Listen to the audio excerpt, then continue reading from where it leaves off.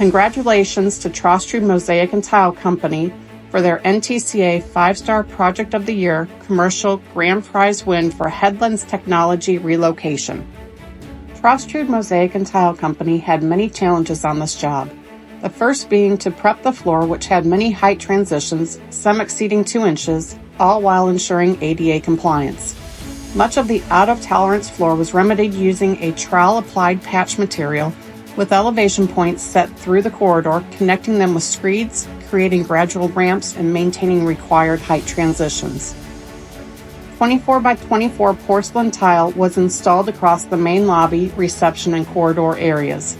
The lower atrium area featured 24 by 24 and 24 by 48 porcelain tile, connected by a 120-foot S-shaped radius, which required all cuts to be made on site.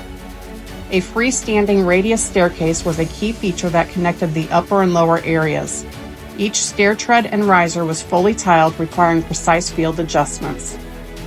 Due to prep, layout, and installation requirements, including aligning radius cuts, stair heights, and floor pads to soffit reflections, this job required over 1,700 man-hours to complete.